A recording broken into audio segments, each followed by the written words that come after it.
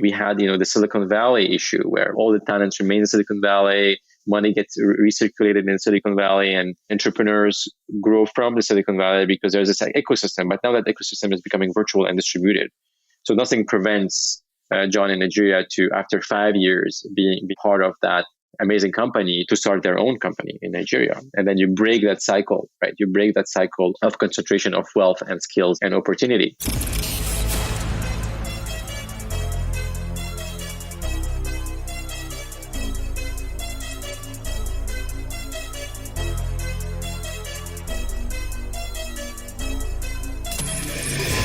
This is the Maverick Show, where you'll meet today's most interesting real estate investors, entrepreneurs, and world travelers, and learn the strategies and tactics they use to succeed. And now, here's your host, Matt Bowles.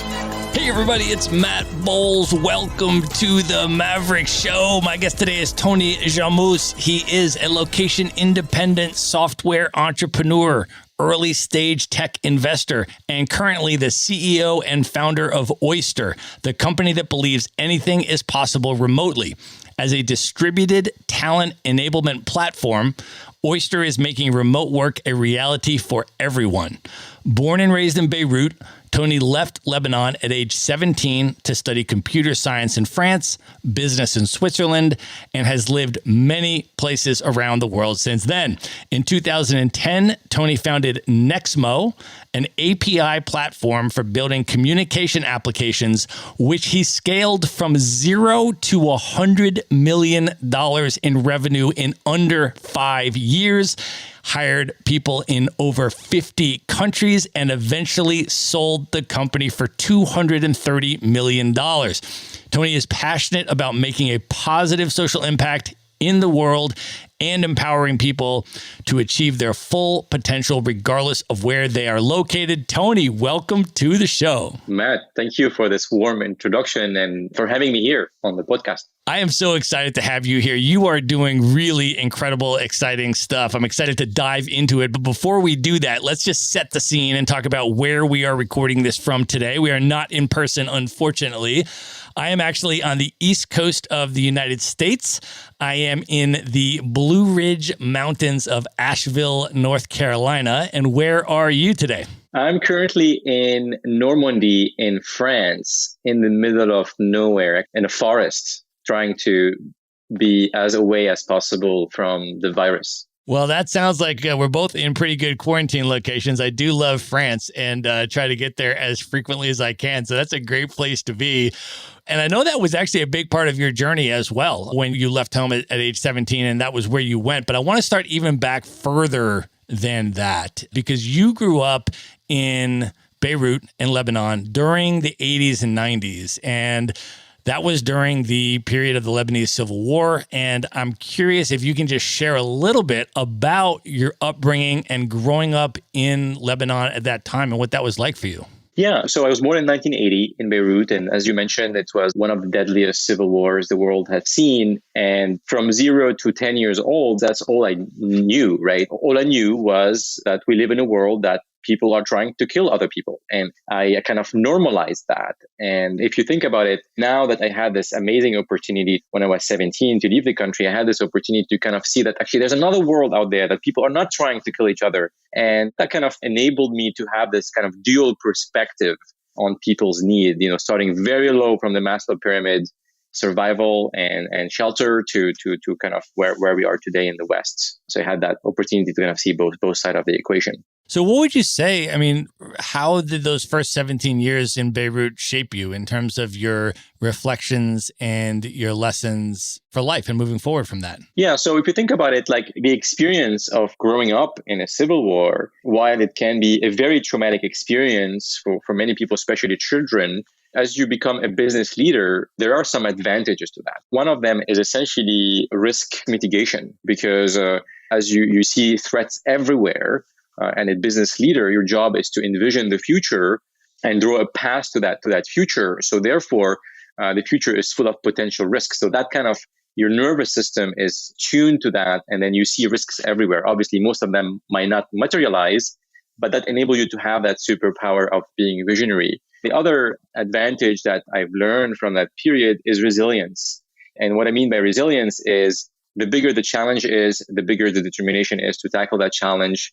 And lastly is this ability to connect with these two worlds, right? I mean, even today in 2021, we still have wars going on in many parts of the world, and having that deep connection to what might be happening there, especially to small children, is very important to me. I think that's one of the themes throughout your career is really being grounded in that vision and those values of wanting to socially impact the world in a positive way. So now when you eventually left Lebanon at age 17, can you take us through that experience, what that was like, where you were going, and how your journey and your worldview evolved from there? Yeah, so the first stop I had was in France, in Paris, where I studied computer science for 5 years. And then I worked there for a couple of years. I got my French citizenship, and then I was free. The world became my oyster, right? Because, with a Lebanese passport, you cannot go much anywhere. You're stuck. So essentially that enabled me to start traveling. And first thing I did is I left France, although I thank France a lot for giving me that amazing public free education. Even they pay you in France as a student. They give you some pocket money. The government gives you some pocket money. I couldn't understand this. Like, it could be possible, coming from a country where everybody trying to kill everybody, and here the government is giving you money to support you. It was a surreal. I thought they made a mistake. I wanted to give it back to them. And I say, no, you can keep it. You can pay your rent. It's okay. So yeah, France shaped me from seeing that actually there is a better world out there that can be socially responsible. And when I got my French citizenship, I had this opportunity to London, and I started to work in the software industry. And then I left London, went to Switzerland to study my business degree for 1 year, and then came back to London, starting my first company. And then I kept moving back and forth between UK and the US. It's probably like 4 or 5 times. In the US, we lived with my wife in a number of areas, Chicago, Dallas, the Bay Area. And then we decided to move back to London when we had our first child, to be kind of closer to the family that is in France and in Lebanon.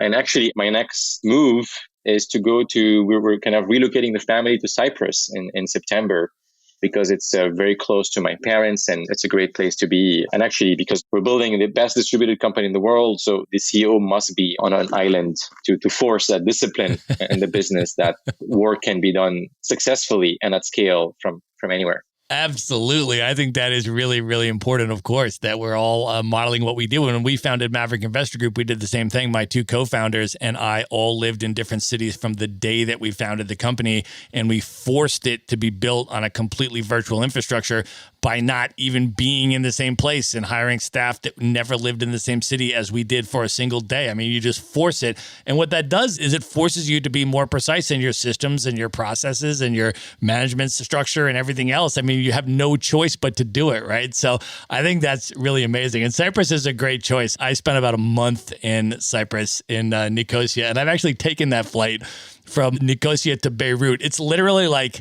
18 minutes in the air. You're just like a puddle hop over there. And then all of a sudden you're in Beirut, which has some of the best food in the entire world, some of the most legendary nightlife in the world. And a lot of people don't even know. I mean, you're in France now, which is sort of the center of the wine world, but Lebanon actually has some of the best wine in the world. The Chateau Moussard wine out of Lebanon is as good as anything you're going to find any other place in the world. So Beirut is always a real treat, and that's fun to be that close. Indeed. So Tony, I want to talk to you a little bit about just in terms of your travel experiences. You've lived in a lot of different places. You've chosen, as you mentioned, a lot of it by choice, right? You're going to go to Cyprus because you want to choose to live there and to be there. You could be anywhere. You're going to choose to be there. And I'm curious, as you reflect back now on your overall travel experiences, right? From the time you left Lebanon, all the different places that you've been up to this point in your life, how has that international travel experience personally impacted you when you reflect back on it? What does travel mean to you at this point in your life? Yeah. So the first idea that comes to mind here is that my identity has completely changed by traveling. And what I mean by change is that before I was considering myself that I belonged to a certain place, like Lebanon or France. And now I feel that I belong on planet Earth. Generalize that feeling of connection to the land, to any land, as long as it's within the planetary system.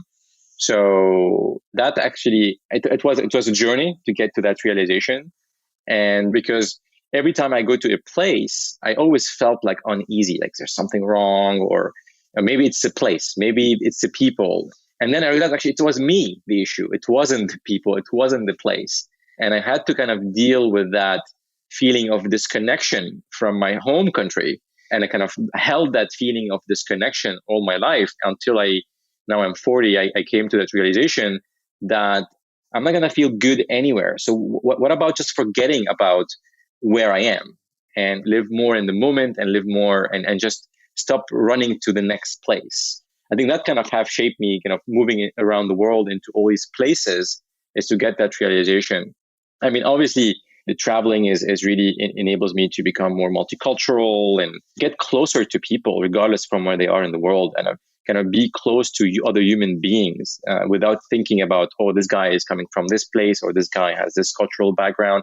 Kind of becoming blind to these kind of cultural differences that we were told are a barrier for us to connect. And so that experience was enriched by the fact that the last two companies I've built are completely culturally very, very diverse. We had over 50 nationalities at Nexmo, and at Oyster, this company now, it's designed to be culturally blind from day one. Well, and I know you've had a bunch of wild travel experiences along the way. You started to tell me one story, and I wanted to save it for the podcast, but you had mentioned that you one night unknowingly ended up having dinner with a spy. Can you tell that story and what that was about? Yeah, so I went on a business trip in one country that remains unnamed. And the last day before I leave, I got a phone call in my hotel room from this guy from the government. And he introduced himself, very nice guy. And he told me, I want to do business with you. And I was curious, what kind of business the government wants to do with my previous company. We were a software provider for communication technologies. So I came down, I invited me to my hotel to have a dinner, and we had an amazing chat. He was a very nice guy. But at some point, he extended the offer to me to hire me and my company as a spy, to use our technology to actually spy on other governments.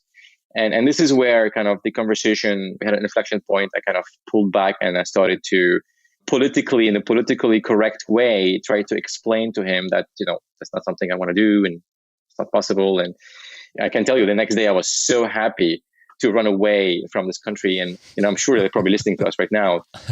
That's one of the most surreal dinner I've had in my travels. Well, I want to also get your feedback on the things that people should be conscious of as they're traveling in terms of environmental impact and things of that nature. We've got a lot of digital nomads, a lot of location independent entrepreneurs that listen to the podcast and are really passionate about the value of travel and many of the things that you just articulated, but they're also very socially conscious, right? And I want to just get your reflections about the socially conscious and environmentally conscious things that we should consider and how we can be more conscious world travelers. Yeah, it's a good question, Matt. I was having the chat this morning with my colleagues at Oyster. We're talking about our travel experiences and how cheap travel was. I mean, the cheapest flight I took from London to Copenhagen, it was £8. It's like around $10. And it's clear that there's no way that the environmental impact of that flight was integrated in the price. And it got me reflected as well as like before when I was at Nexmo, we were a semi-distributed company, but we had headquarters in San Francisco in the UK. And I spent my time sometimes for just one meeting, I had to to go take a flight and go do that meeting because flight was so accessible to us in business. And I'm now looking back at my behavior, I realized actually that we really have to think twice before making the flight to make sure that it's necessary to do it. Obviously, there is some necessary movement of people that is required. But if you can now, with kind of the world moving to work from anywhere and the new methods of virtual collaboration, I think more meeting has to become virtual and less meeting has to become physical and requires travel. And even like we talked about moving to Cyprus earlier, I was having a chat with some of the Cypriot government recently, and they all use Zoom. So who could imagine a government meeting can happen virtually? And even now government have to adopt this, which is like the least kind of innovative, would think that the least innovative organization out there. So yeah, I mean, my recommendation is think twice. And if you can replace any travel with a virtual communication, then please do it. Yeah, I mean, I think that's a really huge benefit to the remote work trend, right? Is that we're actually creating a huge positive environmental impact by cutting down people's commute times to the office and back, by cutting down the need for business travel by having these virtual communication mechanisms. And, I know that's a core part of one of your larger goals and global visions in terms of what you're contributing with Oyster. Before we get into that, though, I want to sort of trace a little bit of your entrepreneurial journey, because before you founded Oyster, you built and scaled Nexmo to over $100 million in 5 years, and then you ended up selling it for $230 million. And I want to get into that story. And maybe just as a background, when you think back through this whole journey that we've talked about so far, where do you trace your entrepreneurial trajectory? Because there's a lot of computer science folks and engineers that are absolutely not entrepreneurs and CEOs and things of that nature. So when you think back on your entrepreneurial trajectory, where did that come from? And what was that journey like that led you to founding Nexmo? Yeah, so my entrepreneurial desire came from seeing my grandfather. I had the chance to meet him till I was 7, and then he passed away. And he was my role model, and he was an entrepreneur. Back in the days, he went to Kuwait and back in the 60s and was a major developer of real estate there. And he was a very respected figure in our village, and he hired half of the village people. And so I was always kind of very influenced by him. And even today, although I've only known him for 7 years.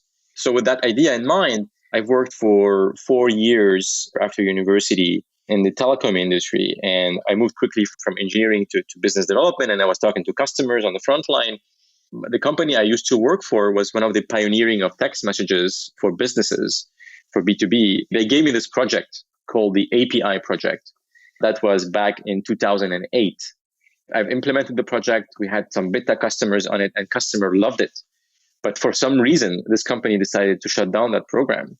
But I knew that was the future of this industry. After I graduated from business school, 1.5 years later, I've decided to start my business, which is actually a hard choice to do, because when you go to business school, you're going to pay a lot of money, and then you have debt and you have to pay them. And actually, I waited until I had a job offer from a large telecom multinationals company. And this is where I had the confidence to say, okay, let's do it. Let's do it. This is going to be the time to do it. I don't want to defer my life plan. If I get stuck into the corporate life, then there might not be a way back to this. I was fortunate to have an investor at that time, and that was telling me, if you do this, I'll invest with you. And I called him and I said, should we go? And he said yes. And then I decided to drop this job offer and start Nexmo back in 2010. That's incredible. And scaling it to $100 million in revenue in 5 years is really quite something. I want to dive into that a little bit. And let's maybe start with this. I mean,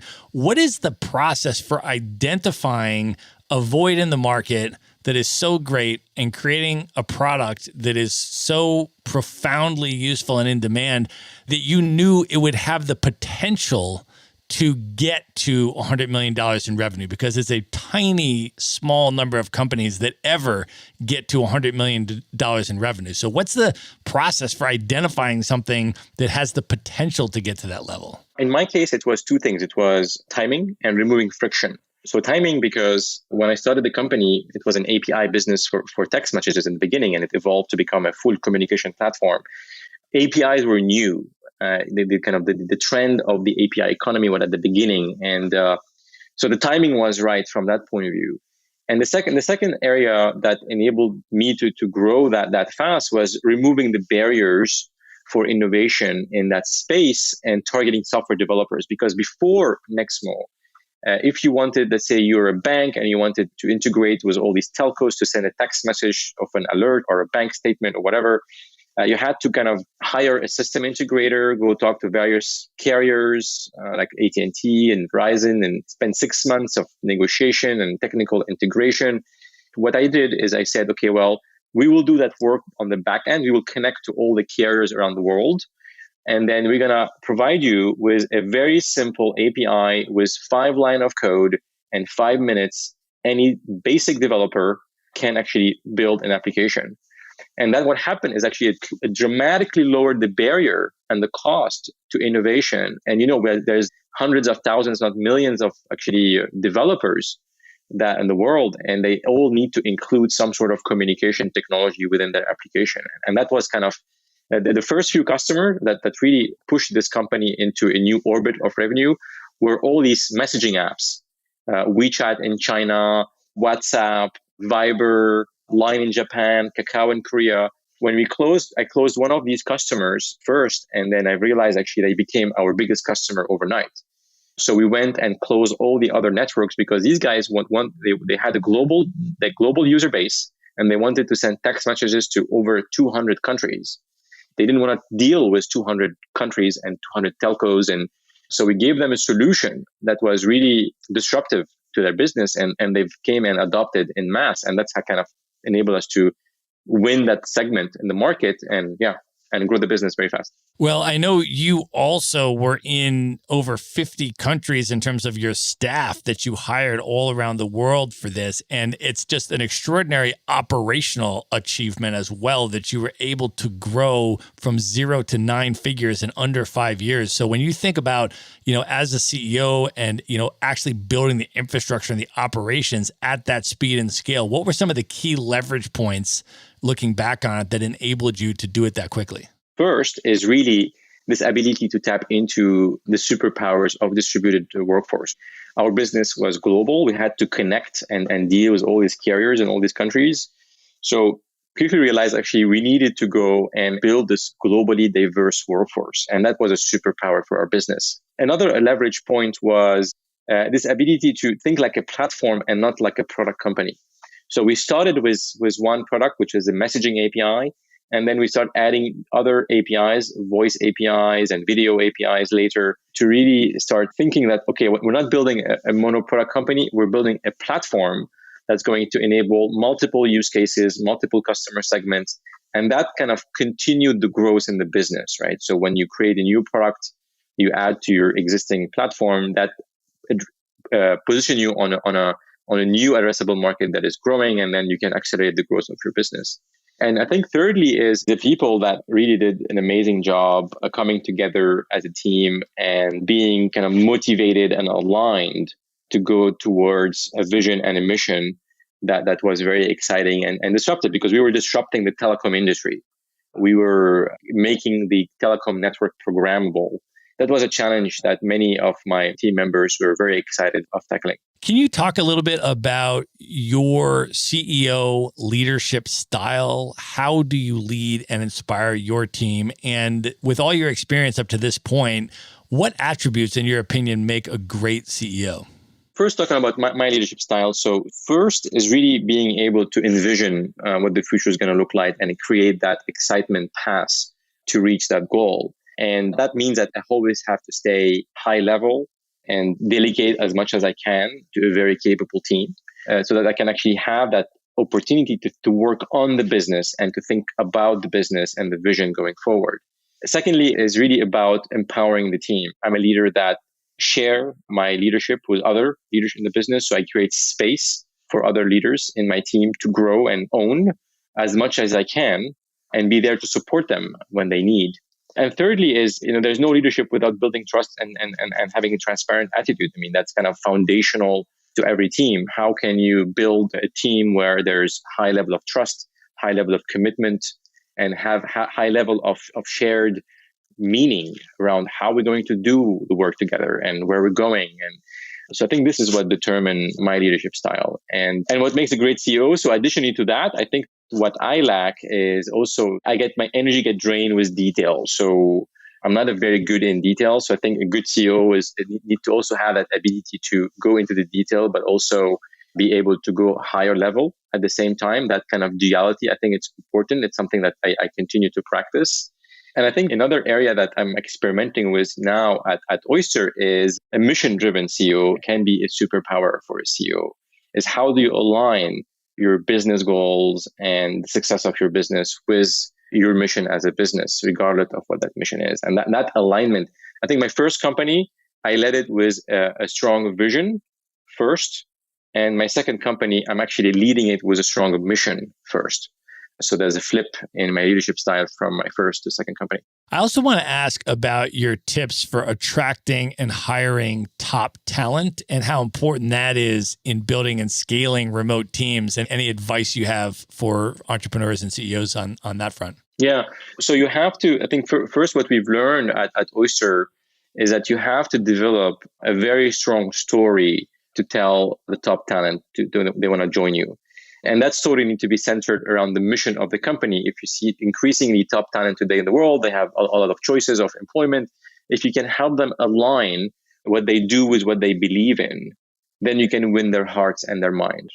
And that's kind of centered around, today in HR, we call it employee branding. So there's going to be a lot of focus on employee branding going forward. And the way you market to your customers, you have to use similar technique to kind of market to your candidates. So we see that happening not only in our business, but in our customer business that use us for hiring people and top talent. And last but not least is really about, in today's world, you have to be a flexible company when it comes to work. I'm running a poll right now on my LinkedIn with what's happening with Google and Twitter, kind of reversing some of their flexible work recommendations or policies. And then you look at people really want to choose a company, enable them to work flexibly and not force them to go back to the office and have the commute. And so that's going to be important going forward. I think the war on talent is shifting to a flexible model and also to a global model.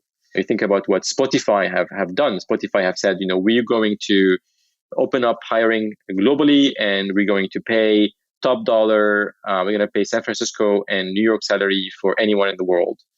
Why Spotify did that? Because they know that first they can afford it. They're a highly profitable business, but also because they know that the war on talent is shifting from your local city to anywhere in the world, and the best talent can be found anywhere. And also the best talent wants to work for a company that provide them flexible work arrangements. Yeah. I also want to ask for your tips on management of fully remote teams. So in your view, any specific advice you have?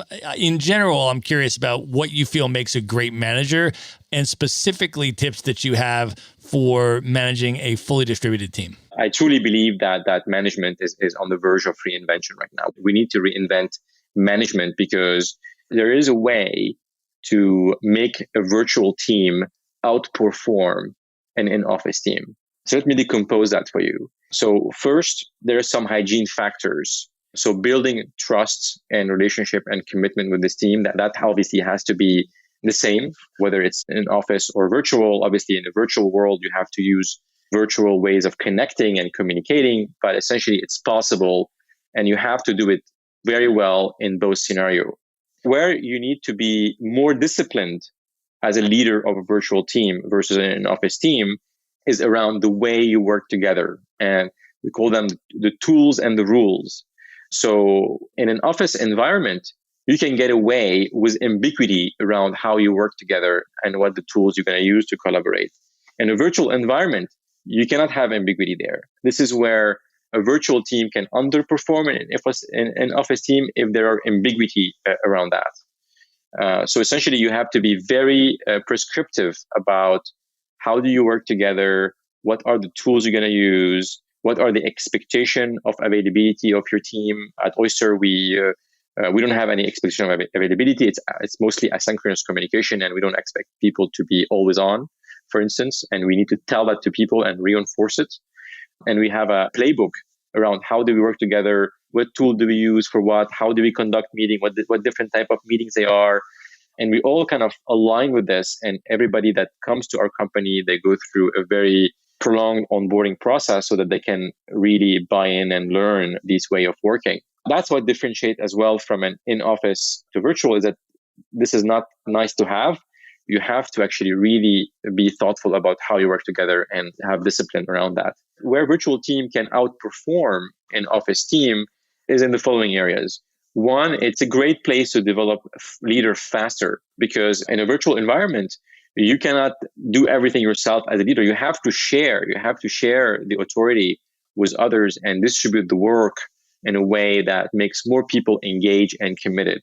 I've seen instances where people have more opportunities to grow as a leader in your team in a virtual setting than in an office setting.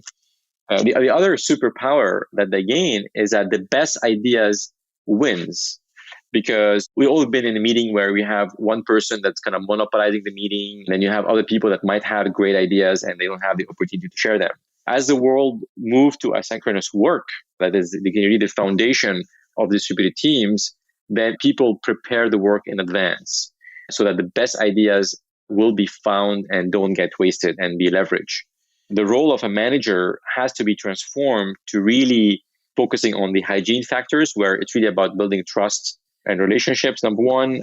Then you have to be very disciplined in the tools and the rules, how you work together. And finally, you have to create space for others in the team to be able to help them grow and develop them as a leader and get the best ideas leverage in the business. That's an awesome answer. I also want to ask your opinion, Tony, on the importance of building company culture and how you have done that with fully distributed teams and what tips you have for building company culture in fully remote companies. So first, let's talk about the challenge. Why it's more difficult in a distributed company to build culture than in an office company. The answer is, when you used to commute to the office, you had a ritual. You had to wake up in the morning and prepare to go to the office, commute. Some people would commute a long time, spend 8 hours a day in that office, and then commute back home. So work was actually your life. And that means that your identity, the overlap between your identity and your work identity was very, very big, which means it was easier for leaders of organizations to build culture because people associated the work with themselves. Now, as we move into working from anywhere, well, that's not the case anymore. People's identity, it has become more balanced, which is a good news for the world. Now you're spending more time with your family, you're spending more time with your community.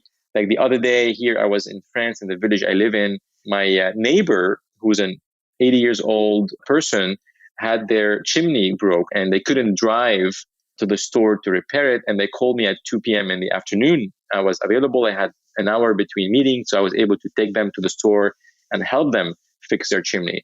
So I felt more connected and more engaged with my community. So if I was working 20 kilometers away, I couldn't be there for the neighbor. So the identity of people is becoming more balanced. And that's a great news to the world. And that's what many people don't want to go back to their commute. Now, coming to culture, so that makes it harder for leaders to build culture.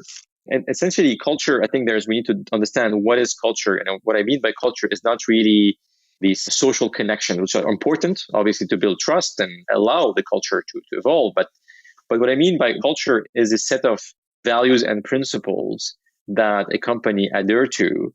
What is a strong culture? The strong culture means that these principles are highly aligned and reinforced in the team. So the more they are highly aligned and reinforced in the team, the stronger the culture is. So which means that with a remote company, with a company that is distributed around the world, similar to what we discussed earlier with the tools and the rules, then you have an opportunity to consciously codify your culture and align with the team what kind of company you want to build and how you're going to work together to get the job done and reinforce that all the time. And this is how you can create the culture, even though you're not in the same office. I also want to ask you, Tony, about the business cash flow management when you are scaling companies at this speed. I feel like a lot of people make mistakes in this area, and I'm just wondering if you can share some reflections and tips on how you've managed the business cash flow while you're scaling at this speed. Well, I think the first answer to that is hire a CFO. But from a high-level standpoint, what I look at is really kind of 2-3 variables to keep managing the ship or steering the ship. And one of them is your runway, right? How many months left in the business? That's really, I think, maybe the most important variable in an early stage business is you want to make sure you have enough runway, at least 6 months before you start raising your next round. And you want to time the 6 months time before you're raising your next round with a significant business progress that's going to actually enable you to raise money. And that's the second variable is, okay, what's going to enable you to raise money? There's exceptions.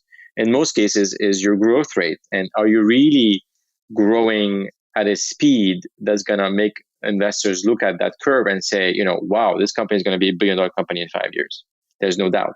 So if you can manage these two variables, one is your runway and the other one is your top line revenue and the speed, specifically the speed at which you're creating revenue, I think these are the two main variables that you need to worry about at an early stage. Obviously, as you grow the company, you mature, you become profitable, and then becomes more complicated view, but then definitely you will have a CFO by then, I hope. I also want to ask about your approach to business problem solving. How do you assess and respond to challenges and setbacks in business? Yeah, so setbacks is part of daily life of an entrepreneur. I would say I call them micro setbacks or micro failures. There are many areas that actually we could use to deal with that. One is first learning from them. A mistake is or a setback is something that you have to learn from. That's the question is what I'm learning from this. How can I change next time? Secondly is, as we mentioned earlier, is have high determination to tackle these challenges. So usually you have a setback today, but it doesn't mean that in a month from now you cannot nail that challenge. But maybe you need a higher determination, or maybe you need to think about the problem differently. And thirdly, I would say is not to blame yourself, right? Many entrepreneurs, and I was there, especially as a first-time entrepreneur, and I would run into a challenge. The first kind of emotional reaction is, what did I do wrong? Am I not a great CEO? Am I not a good entrepreneur? And this is completely unproductive. People make mistakes all the time. And we entrepreneurs, we tend to kind of self-blame a lot because we are supposed to steer the ship, and people look towards us and we have nobody to talk to, like a manager. So we tend to kind of go into that cycle a lot, and it's really unproductive. And the more you can overcome that cycle, the better you're going to be as an entrepreneur, and the more performance you're going to provide. And it's not easy. It's not easy. Even like for me, it's something that I struggle with all the time.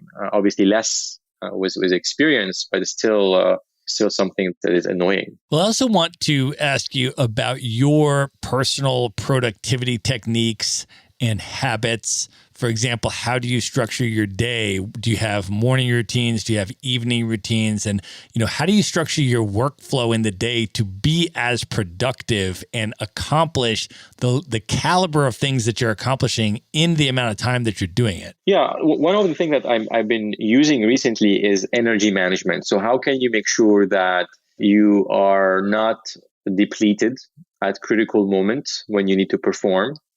So how I do this, I do include a number of space in my calendar in the day where I'm not bookable. And also, more importantly, I completely disconnect over the weekend. But in order for me to completely disconnect over the weekend, I don't take meetings on Friday. I spend Friday reflecting, cleaning up my inbox, dealing with all the things that actually might disrupt my weekend. And obviously, it doesn't always work, but it's always kind of the goal that I strive for. So yeah, number one is kind of energy management, I would say, is important. And secondly, when it comes to productivity, is there's always going to be things to do and important things to do. So the question is really be ruthless about having a priority list and update that priority list on a daily basis. And I have it on my board in the morning. I wake up, I say, okay, is this a priority list still valid? We need to change it. What did we achieve and we can get off it? And thirdly is delegation and empowerment of the team is important, especially first-time early-stage entrepreneurs. We tend to want to do many things ourselves. And what we realize actually that we suck in doing many things and better get the best people to help you do them.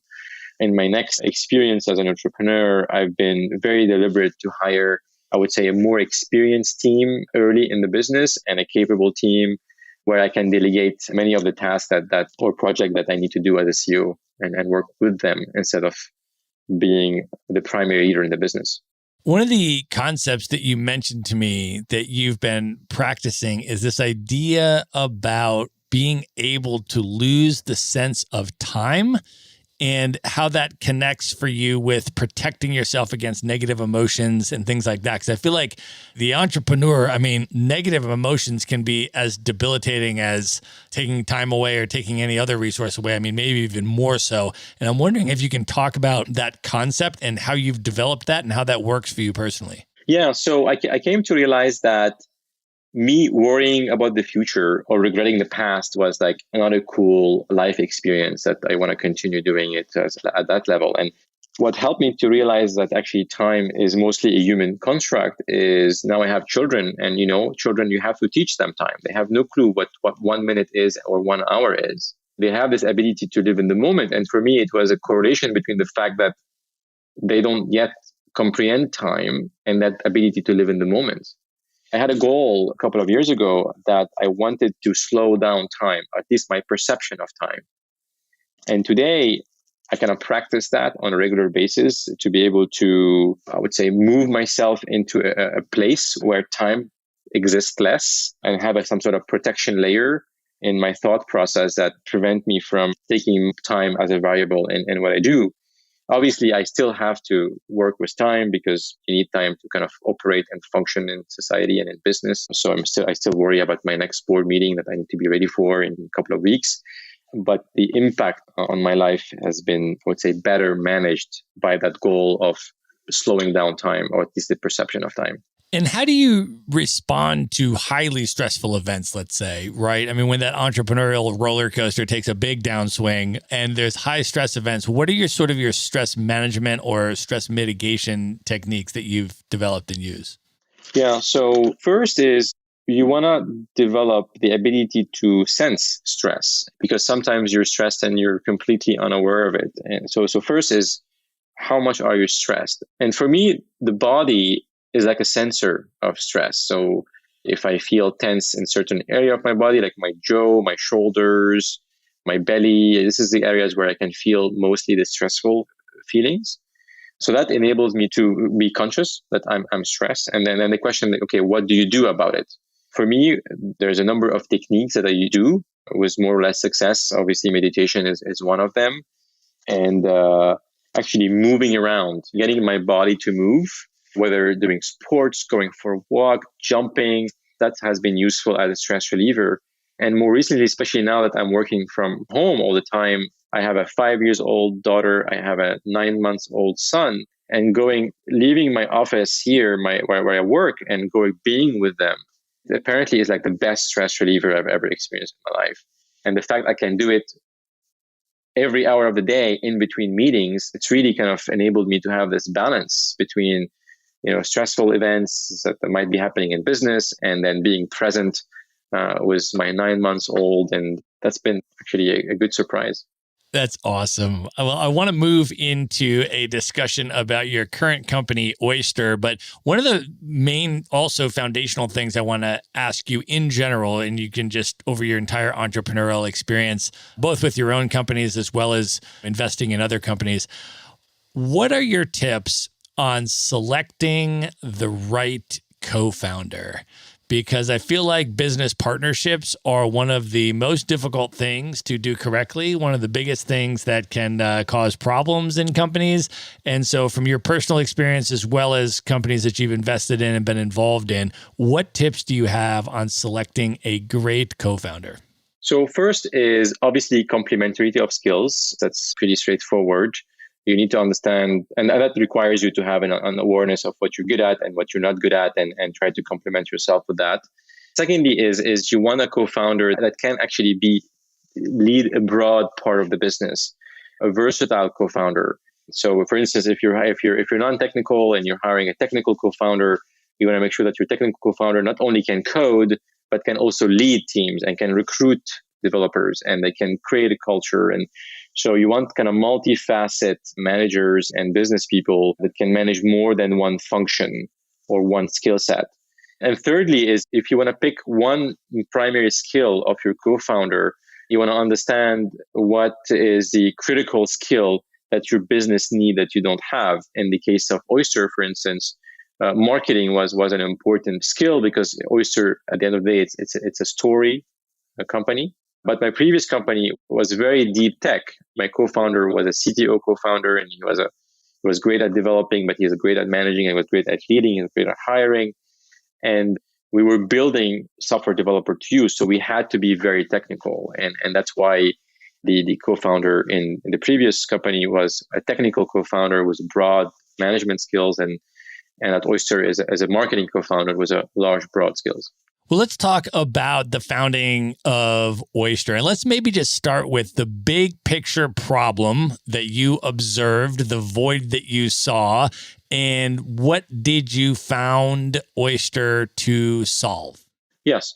So when I decided I want to start another business mid 2019, I knew it's going to be pre-pandemic. I knew it's going to be a globally distributed business because my previous business was partially distributed and we had this amazing team all over the world.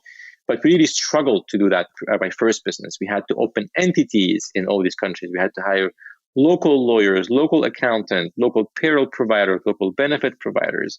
And with all the good intentions that we've had to be able to provide a first-class employee experience to all our employees around the world, we failed miserably, although we spent millions of dollars building that employment infrastructure. So when I decided I want to start another company, I didn't want it to go through that pain again. So I started looking for solutions, like what are the platform out there that gonna enable me as a startup, as an early stage startup, to be able to hire anyone, anywhere.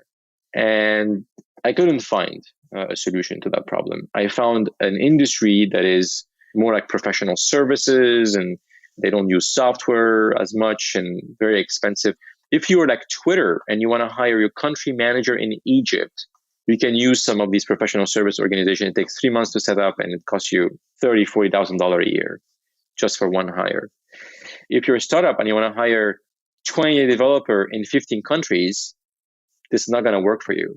So I said, okay, well, I have a problem that I want to solve, but hey, this is by its own, this market by its own. If you can use software similar to Nexmo, if you lower the barrier to companies to be able to hire anyone, anywhere, well, guess what? You're going to create a market that doesn't exist today.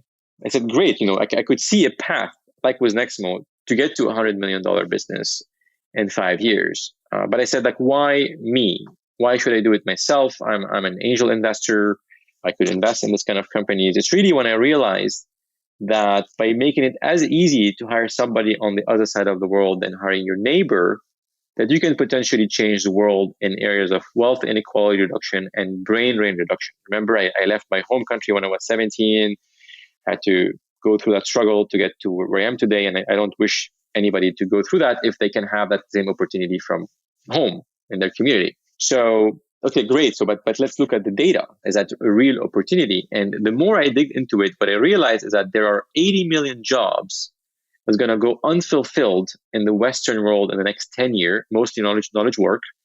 According to BCG, that's a $10 trillion economical loss for the economies in the Western world.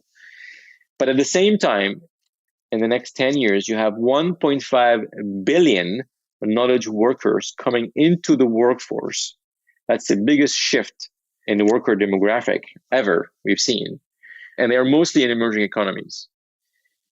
So therefore, if you create a software platform that makes it super easy to hire anyone, anywhere online, you can create that labor mobility. But with my co-founder, we thought that we're gonna take us 3-4 years and millions of dollars marketing to evangelize companies, to convince companies that actually there are superpowers to becoming distributed.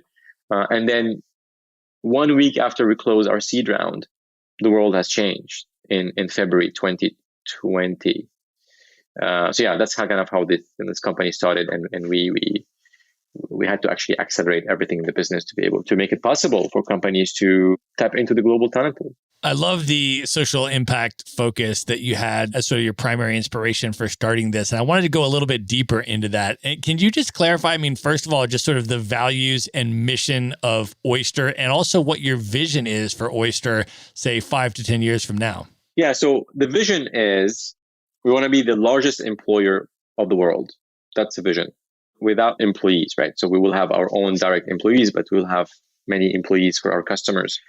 Not very dissimilar to what Airbnb is, which is the largest hotel chain without any room, or Uber is, which is the largest taxi company without a car, with owning a car. So that's the vision. But what is more important in this company is the mission. And the mission is really removing the barriers to cross-border employment. So anyone, anywhere in the world can have access to great job opportunities. And that mission is really beyond just employing that person and giving them a salary and a payroll, make sure that the company is compliant when they hire let's say they want to hire Mary in Greece. They don't want to set up an entity in Greece, and so they can use Oyster to do so. It's really about enabling companies to become successful at being distributed.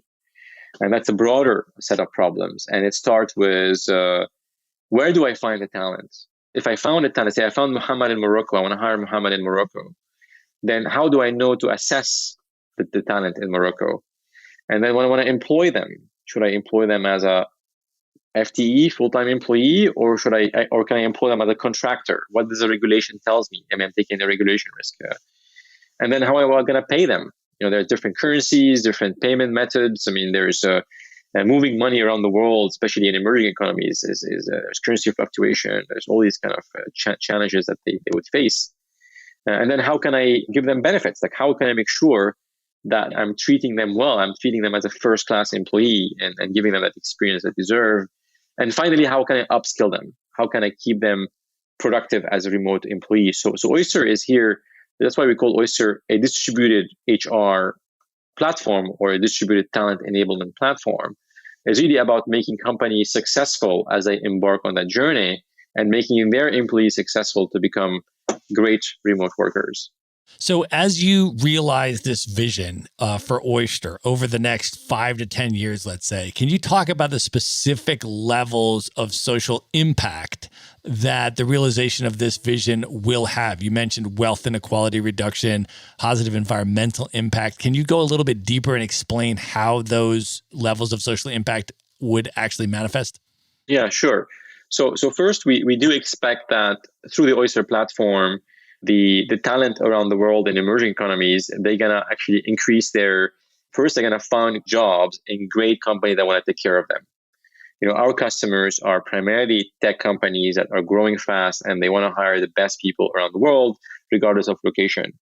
And these companies want to treat their employee well. So if you're John in Nigeria and you're a great software developer, you don't have to necessarily go work for a local bank.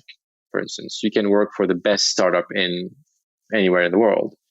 So that gives an opportunity to John in Nigeria to not only increase their income compared to their local job, but also enable John to be part of an amazing company that is interested in growing him and developing him. And what we envision is that as the work becomes decentralized and talent from around the world get plugged into these amazing companies, our customers that we work with, they're going to stay in their community, they're going to invest in their community, they're probably going to create startups and become entrepreneurs themselves in their community. That's why we had, the Silicon Valley issue where all the talents remain in Silicon Valley, money gets recirculated in Silicon Valley, and entrepreneurs grow from the Silicon Valley because there's this ecosystem. But now that ecosystem is becoming virtual and distributed. So nothing prevents John in Nigeria to, after 5 years, be part of that amazing company to start their own company in Nigeria. And then you break that cycle, right? You break that cycle of concentration of wealth and skills and opportunity. So that's kind of the center of the social impact. Then you also have environmental impact because people are not commuting to their office every day. Their work is done from anywhere. They could maybe decide to go to a local co-working space if they want to, or their local coffee shop if they prefer. But they don't have to commute hours and to go to their office. And since we are envisioning a world where virtual teams can perform better than an office team, then there's no point necessarily to have an office except for certain tasks that maybe require an in-person meeting. As we evangelize that vision, that it's possible with a shift in management and leadership style to really get people to perform better and have better work-life balance, being part of a distributed team than an office team, that model will win in the long term. And then we envision that world where people don't have to live in cities. I mean, we are pouring 4 times the size of New York City in concrete every year to continue to build our cities. And you know better than me, Matt, that's not going to be sustainable long term. So we have to find a way for not only a distributed organization, but a distributed economy and have people not to have to go to the city. If they want to live in the city, that's obviously their choice and it becomes a personal choice, but we don't want people to have to be there and, I mean, honestly, have a poor lifestyle. I mean, like high expensive real estate and very poor air quality. I mean, if you're in Delhi today, you would lose 7 years of your life expectancy because of air pollution. If you don't have to go to Delhi and live in Delhi, why don't you go to the countryside and work from there? So yeah, that's kind of the vision of the world that we see at Oyster. And that's what everything we do on a daily basis move us in that direction. That's amazing. So let's talk about who is the ideal customer for Oyster. Who is your target market? Who would be the beneficiary of your platform? Who is your customer? So our customer is typically a high growth company that wants to hire anywhere in the world and don't want to deal with the complexities and the red tape of setting up entities, and they want to hire now and not in 3 months or in 6 months. And it's also the ideal customer is a company that want to treat their employees as a first class employee no matter where they live. That's kind of the ethos that we share with our customers. And not because your employee is not in the office that they need to have a poor HR experience or a poor work experience. We believe that our customers share that belief with us that employees need to be treated the same regardless of where they are. And what is the experience of an Oyster customer? Can you just sort of explain how the platform is set up and how the service is structured?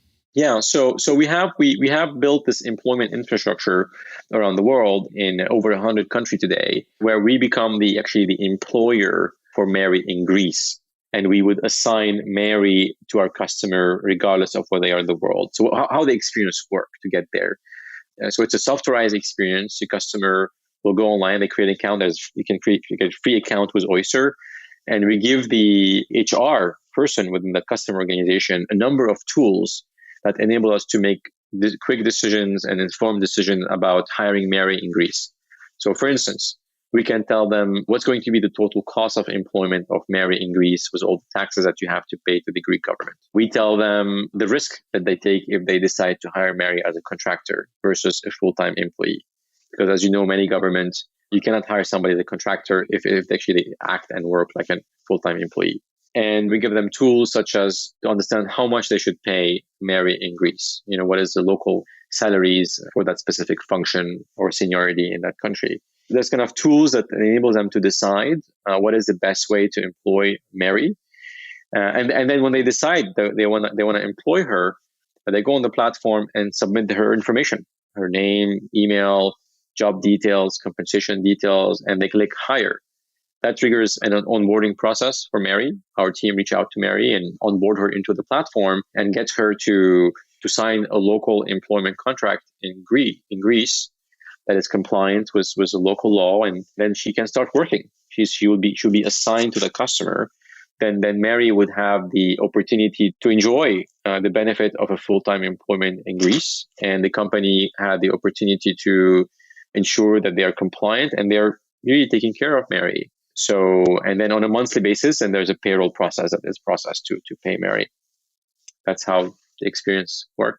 Can you talk about why this concept that you've developed is so disruptive? What is the unique value proposition that Oyster is putting out there? Because people have probably heard of, things that overlap a little bit with what you're saying. Certainly people are familiar with freelancer marketplaces like Upwork and other sites like that, where they can pay people from different countries to do different projects for them and things of that nature. So can you talk about, when you reviewed sort of the marketplace for these different categories of services, what is it about Oyster that makes it so unique and different and fundamentally disruptive and give it the potential to scale to the level that you're envisioning? Yeah.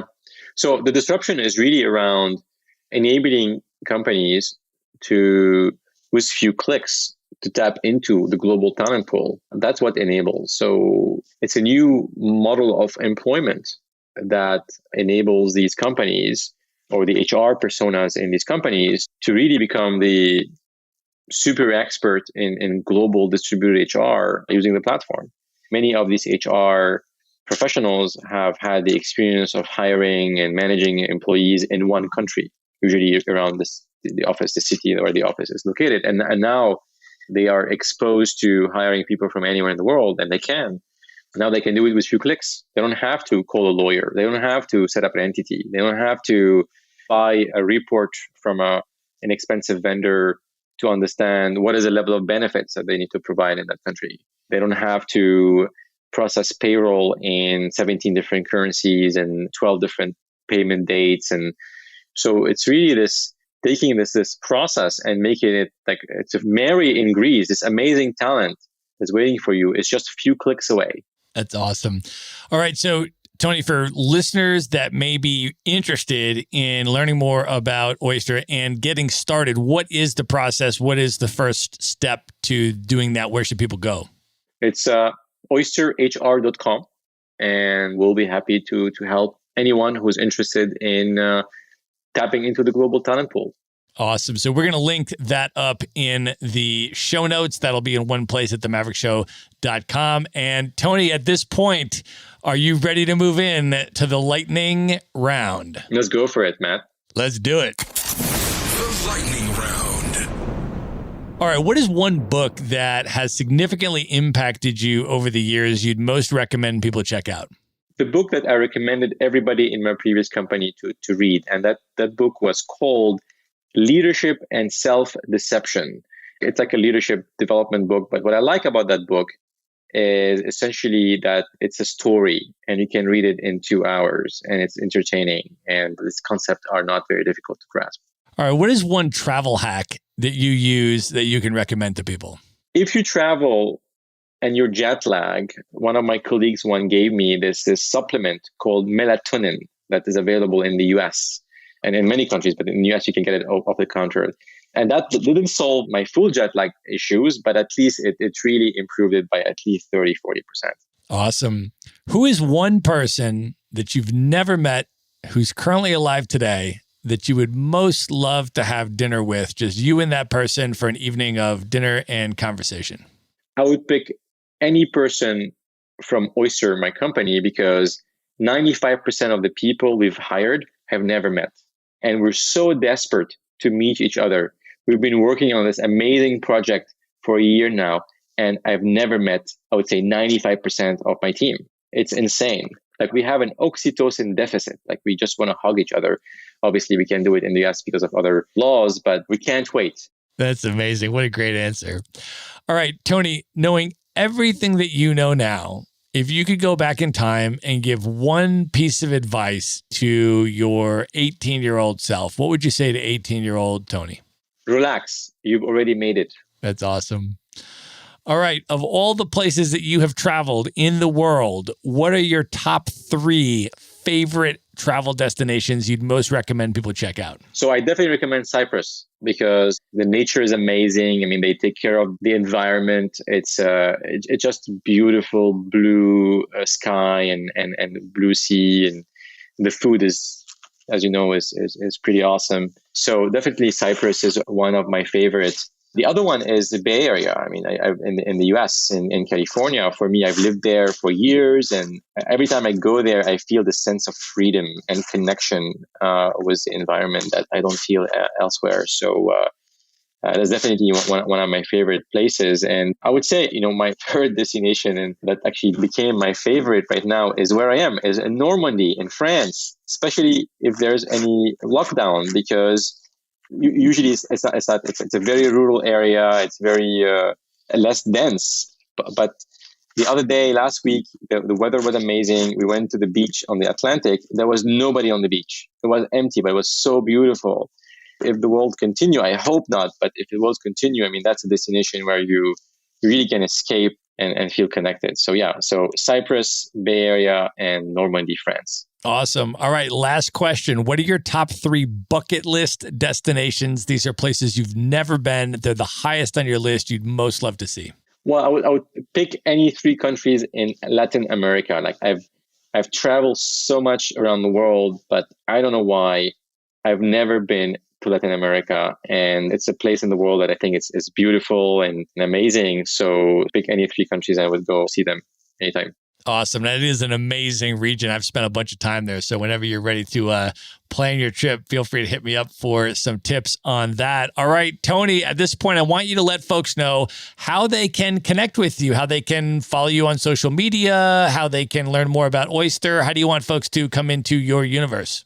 Yeah, so LinkedIn is where I hang out most of the time. So Tony Jamous is my name, and you can find me on LinkedIn, and you can follow me. And as we said before, oysterhr.com. Happy to help anyone that is looking to tap into the global talent pool and hire globally without all the red tapes and the complexity of global employment. Amazing. We are going to link all of that up in one place. Just go to themaverickshow.com, go to the show notes for this episode. There you're going to find Tony's social media handles, the link to get into check out Oyster, and all of the other things that we have talked about in this episode will be in one place at themaverickshow.com. Tony, this was amazing. Thanks so much for coming on the show. That was fun, Matt. Thank you for having me. All right. Good night, everybody. Be sure to visit the show notes page at themaverickshow.com for direct links to all the books, people, and resources mentioned in this episode. You'll find all that and much more at themaverickshow.com. Learn how Maverick Investor Group can help you buy cash flowing rental properties in the best U.S. real estate markets, regardless of where you live.